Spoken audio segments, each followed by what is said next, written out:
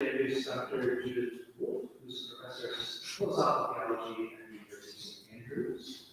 She has a diverse and esteemed history through many prestigious cities, but she works on the intersection of theology, philosophy, and arts, with special interest in eschatology, and theological technology, and epistemology. She's written books on Heidegger, C.S. Lewis, Recorded Hearing, 19th and 20th century theology, and is currently finishing a monograph with theological imagination. We also will be grateful to hear from Dr. Bruce McCormick, who is a Charles Hodge Professor of Systematic Theology Emeritus at Princeton Theological Seminary. Emeritus means he's congregations, open to authors from other institutions with leverage, but told me to say. He's preceding authors. Bruce's career goes without saying, he's the author of many books in arts. Most recently, he's been in a constructive phase of his career, exclusively publishing the Mediations of in 2021, and is in the midst of an ongoing three-book series exploring some of those themes. He's also one of my great teachers and mentor. I say that he is a great, his legacy, not only in his writings, but in his mentorship, his teaching. It's a delight to have him both here. We're going to go over to Professor Wolfe.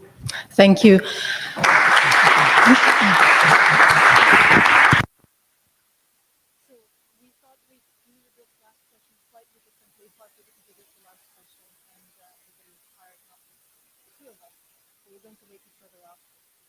So what we've decided to do is to give two much shorter papers to be contained in the space of this hour, and then to take our second hour jointly for discussing partly of questions that we have to which we don't necessarily know the answers ourselves, but which we have to discuss with each other, and then to open the questions for you.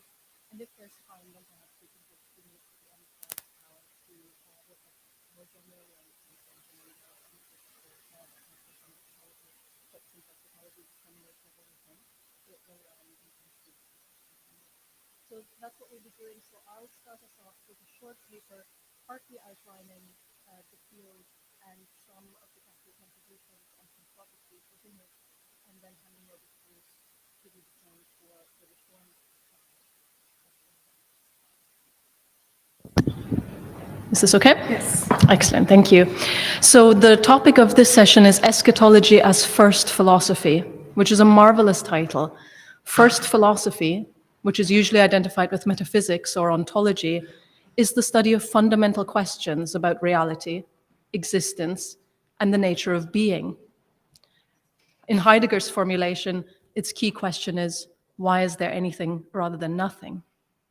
Eschatology, of course, is the study of the last things, death, judgment, heaven and hell in the classic scholastic division, but much more generally, the end and ends of creation. Where does creation tend to? What is its purpose? And how, if at all, will it end? To posit, if only as a thought experiment for the space of one session, that eschatology is first philosophy is to suggest that the causes, nature, and significance of creation are comprehensible only through its end. In Aristotelian language, perhaps, that the final cause, rather than the efficient or instrumental causes, is the determinative one for our understanding of creation. The question of formal causes for creation as a whole is a notoriously tricky one, and we can come back to that later. We have to know what creation is for, how it will end up, to understand its beginning and God's interactions with it. A more sharpened question here, which I'll return to in a few minutes, is to what extent this also means, as Simon Oliver suggested in the very first session of the conference,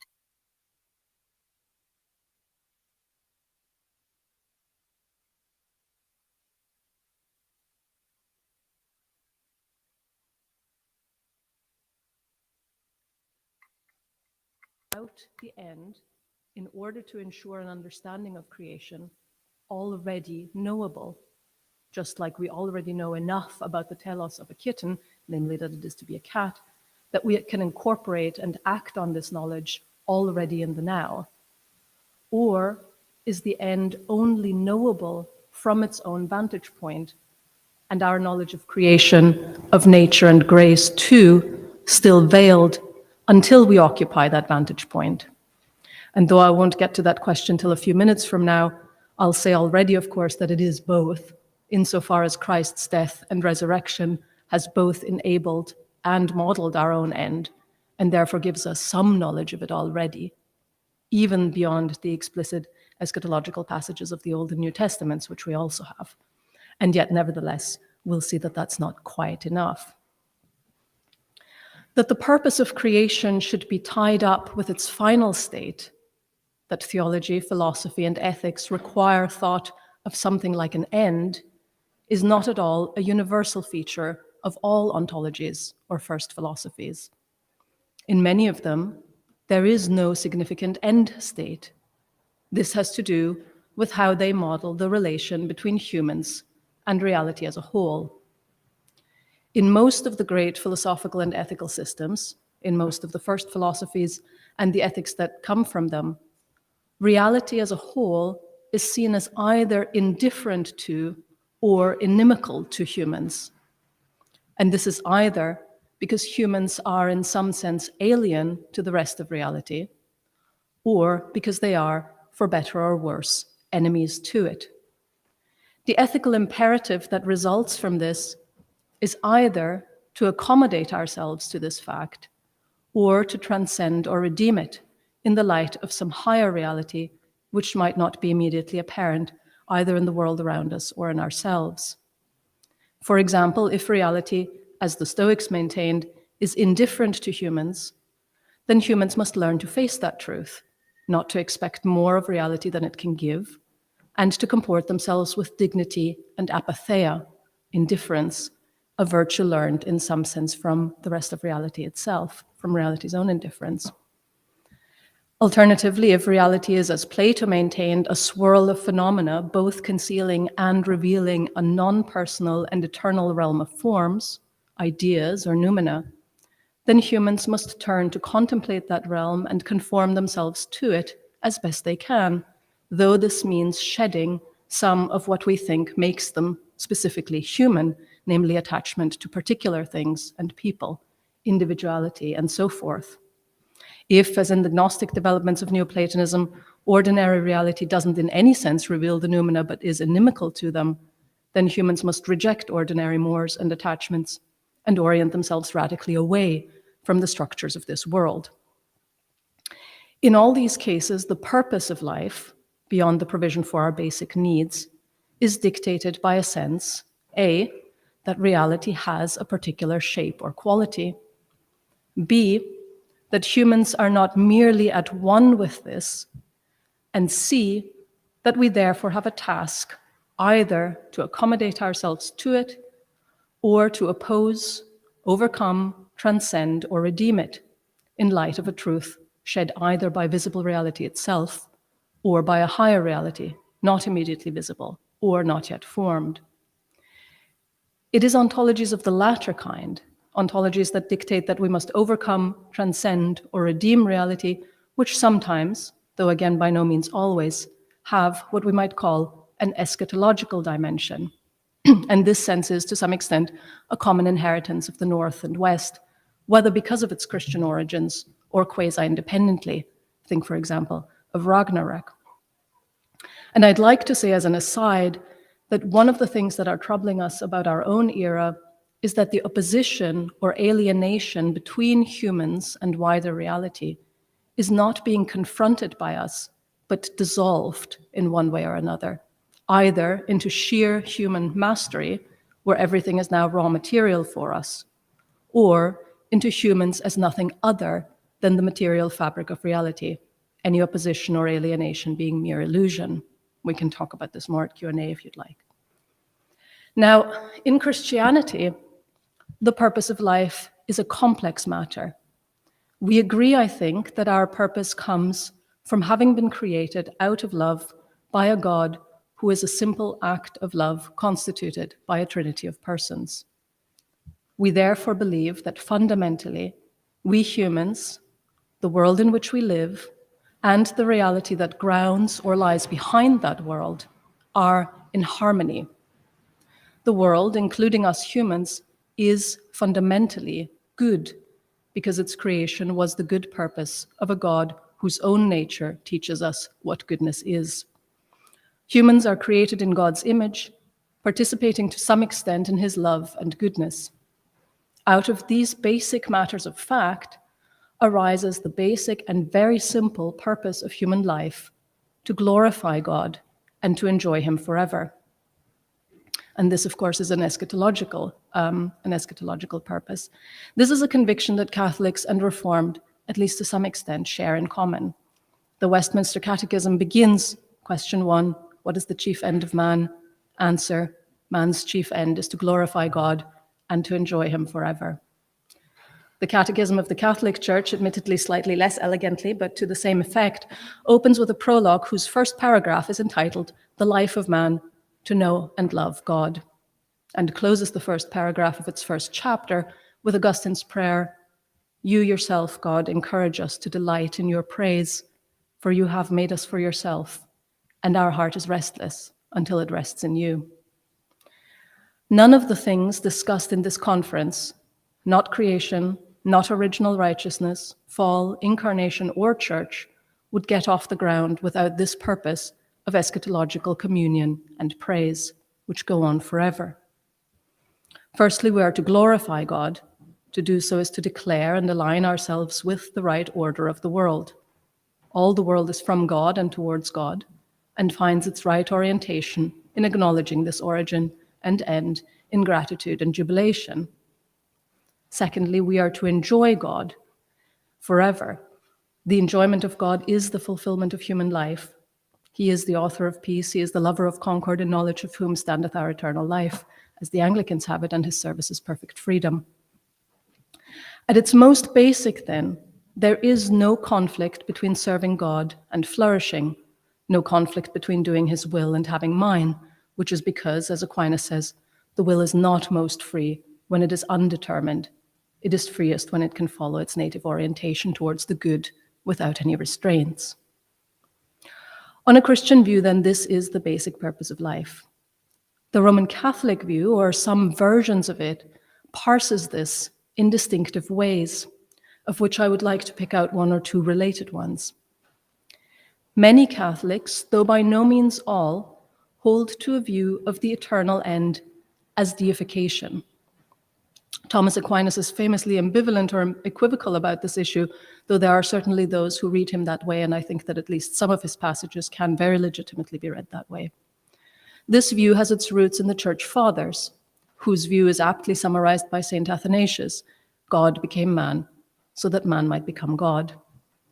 He meant that by joining his divine nature to a human nature, God offered a means by which man might enter into communion with God, might be drawn into the divine life itself. The possibility of this offer is anchored in God's own triunity of persons, at once distinct and inseparable. In other words, this doctrine proclaims not only that humans should contemplate or enjoy God in the way that humans in Plato contemplate or enjoy the realm of forms, rather, they are to be drawn into his own act of love, the act that motivated creation in the first place. As Gregory of Nyssa says in his homilies on the Song of Songs, quote, there is a common movement in all souls of every rank towards blessedness. It is the nature of every creature to strain in its yearning towards what is blessed and praised, until all become one, gazing at the same goal of their desire, and no evil is left in anyone, and God becomes all in all, while they are joined to each other in unity by sharing in the good, unquote. Now, this is an end which humans, by their very nature, cannot achieve by their own power: a transcendence of mere individuality towards communion with God. In other words, it both is and is not a teleological end in the strict sense of the word. For on the one hand, incorporation in God is described by the Fathers as the natural desire of humans, and on the other, it cannot coherently be thought without a transcendence of human nature in some sense. The purpose of the incarnation, of course, on this view was not merely to redeem what had been lost, but also to make possible what had not yet been attained by joining the human to the divine and overcoming the ultimate isolation of death. Indeed, the ambiguous status of humanity's end as both teleological, both according to the fulfillment of the nature of human beings, and trans-teleological, as going beyond what could be seen as a natural fulfillment of their natural aims, plays an important role in some Catholic accounts of original sin, where the original temptation of Adam and Eve was to become like God, as the serpent said. And the reason why they could be tempted into eating the fruit was that this was indeed their natural vocation, but that they could never fulfill it in the way in which the snake suggested, namely by attaining greater autonomy or knowledge. They would only be able to fulfill it through the supernatural grace or drawing of God. And so the very gap between man's natural vocation and man's natural power was what made sin possible, while at the same time being necessary for the constitution of a creature that is both separate from God and yet called into eternal communion with him. Now, in the New Testament, this is most eloquently described in 1 Corinthians 15. And I quote, "You do not sow the body that is to be, but a bare seed, perhaps of wheat or of some other grain. So it is with the resurrection of the dead. What is sown is perishable, what is raised is imperishable. It is sown in weakness, it is raised in power. It is sown a physical body, it is raised a spiritual body. If there is a physical body, there is also a spiritual body. It is written thus, the first man, Adam, became a living being, the last Adam became a life-giving spirit. Just as we have borne the image of the man of dust, we will also bear the image of the man of heaven." But if we are, as this suggests, not yet what we will be, then we also, according to this passage and others, do not yet know who we really are. And this is something I keep talking about, and I will talk about it very briefly now, because this is something to do with what kind of thing man is. If man or humans are created in the image of God, then for St. Paul and St. John, this means not merely that we are like God, for example, in being rational, but also that we are in some sense a mirror or reflection of God. Paul writes to the Corinthians, quote, "Now that Christ has been revealed, we who with unveiled faces all reflect the Lord's glory are being transformed into his likeness with ever-increasing glory, which comes from the Lord who is Spirit," unquote. But this transformation, as we well know, and as Simon quoted in the first session, will not be complete until the eschaton, when we see him face to face. Thus, Paul also writes, "Now we see in a mirror dimly, but then we will see face to face. Now I know only in part, then I will know fully, even as I have been fully known." And John specifies something similar. So this, to me, suggests several complications arising from an acceptance of eschatology as first philosophy. And these are both epistemological and ontological. Again, the biblical texts refuse to give us a coherent teleological account of who we will be. Or if they do, it's a teleology that they refuse to let us coherently interpret. Yes, in some sense, seed and plant, or embryo and human, as Romans 8 would have us be, are teleologically related, but we know them only because we have past examples of the grown. Whereas, of course, in our own case, we do have the account of Christ after his resurrection, but this is not quite enough to model our own eternal life. For an ascending sequence of reasons, I suppose. One, Scripture is difficult to parse on the resurrected life of Jesus, which might give us the only model of how the earthly body relates to the resurrected body. The Scriptures are ambiguous about the state of his corporeality, for example, his familiarity and unfamiliarity, and so forth. Two, the Scriptures themselves emphasize that he has not yet appeared in glory, such that even his resurrected body on earth before the ascension may not be a fully accurate model of how our own resurrected state might be.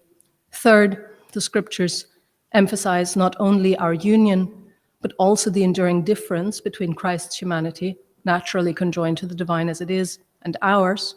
We will never be the head, only the body. We will never be the vine, only the grapes, etc. This is compounded by the imagery of image and reflection. For God, who is the source of our identity and our happiness, is also a Deus absconditus. He remains in this world less than fully revealed. Epistemologically, therefore, how are we to get any philosophy, first philosophy, off the ground if the first principle of our understanding is not accidentally but constitutively veiled? And I don't only mean that God is veiled, "'tis only the splendor of light hideth thee," and so forth. Every philosophy has an unfathomable mystery at its root that illuminates everything else. We're quite used to that. But that the nature of knowledge, the nature of selfhood, and so forth, are also constitutively veiled by our understanding of eschatology. So I think this is really the question for what we do with eschatology as first philosophy. If we follow the eschatological passages of the New Testament, and if we follow particularly the interpretation of many Catholic thinkers, that what we have here is both a teleology and, in some sense, a transcending or overcoming of all our natural understandings, both of who we are and how we know, in Paul's suggestion that we will know through fundamentally different means, through seeing God face to face, then the question becomes unavoidable how we act and think in the light of this eschatology, while also reminding us that it's absolutely imperative for us to try to think in the light of this eschatology, because it's precisely that which makes us understand everything else. And I think that's something that I would like to talk about with Bruce in the second part of this session. But I want to throw out one suggestion, which is that this raises acutely the question of what sources of authority we rely on and how we interpret them. Natural philosophy and theology have the great advantage that we have agreed sources and sometimes agreed means of interpreting them and of adjudicating our interpretations. But if we're arguing that there is a sense in which natural theology, even natural law and so forth, is unstable, fundamentally unstable, in the light of our own first philosophy, because the idea of nature somehow undermines itself, and we need to posit something beyond it to save the phenomena of human life and the basic declarations of our faith, then the question of an alternative source and/or of unconventional methods and norms becomes central. Yes, the central source is, of course, Jesus and his resurrection, which is both the condition of the possibility of ours and its model, but it gives us, as I've said before, really only very limited data, and the eschatological passages in the New Testament are notoriously difficult to interpret and notoriously contradictory on some levels with each other. And of course, alternative or additional strategies have been, after all, to adduce philosophy in some way. Even if reason comes to an end in vision, it is nevertheless all we have. And so the arguments that we make for what the eschaton will be like often take the form of choosing something that defines flourishing and then maximizing it, accepting that lesser forms or accidents of flourishing may have to be negated in that maximalization. This is a standard move. For example, the Lombardian tradition argues that the body will rise because the soul is the form of the body and so would lose its integrity without it. But that because it is incorruptible, the body will no longer fulfill many of the functions that we associate with flourishing in this world, such as eating, drinking, and sex, because these are in fact fulfillments indexed to a lesser mode of living, namely mortally. What was preserved only in the species is in the resurrection preserved in the individual, and we can therefore discount modes of flourishing that accept the loss of the individual and transpose its preservation to the species. And this philosophical maximization of what we discern as most essential about human flourishing at the accepted cost of other modes of flourishing, or with the accepted result that that own mode of flourishing somehow tips into something unrecognizable, is, I think, particularly salient in the idea of the beatific vision, where we see, where what Aquinas and others argue is that what we need to see as most essential about human flourishing or the flourishing of a rational creature is that it should know the essence of the highest thing. But the essence of the highest thing, of course, is God's essence. And because we only ever understand things through mediation of their species, by taking into ourselves the known in the form of the knower, we are, in our mode of knowledge, constitutively prohibited, constitutively unable to fulfill our own highest rational flourishing, because the essence of God could never be known by mediation through something, some species, some intellectual capacity within us. It would be distorted by that. And so Thomas ends up positing, or implicitly positing, that in the beatific vision, in the final state, when we do know the essence of God, which we must affirm, because we must affirm full final flourishing of the human being, we will not know God according to our own modes of knowing, but rather somehow we will know God through our incorporation into him, rather than his incorporation into us. And so we have this sort of flipping, this reversal of the mode of human knowing and being in the beatific vision, which are yet nevertheless, in some sense, the only way in which we could make sense of the maximization of the perfection of our knowing. So I'm quite interested in these kinds of eschatological reasoning where the maximization of something turns into something beyond itself. I think it's particularly interesting in the Reformed tradition to think about what that core of flourishing is that has been taken by eschatological thinkers such as Schleiermacher, for example, to be definitive of what we must understand as eschatological flourishing, and how that is pursued. And I think for Schleiermacher and others, really most everybody after Schleiermacher, life is the idea that has to be held on to. And so Schleiermacher would say, for example, that we can't think of the eschaton as consisting in a beatific vision that's in some sense static, because the very essence of human flourishing is a sort of dynamism and a sort of development, which we can't coherently exclude from our understanding of the eschaton without making nonsense of what it might be for humans to flourish at all. So those are some of the things I'd like to talk about later on, and the question of whether this is a good way of trying to mentally model the eschaton, or whether there are other ways we should be considering. But first, I'll let Bruce present the Reformed side. Thank you.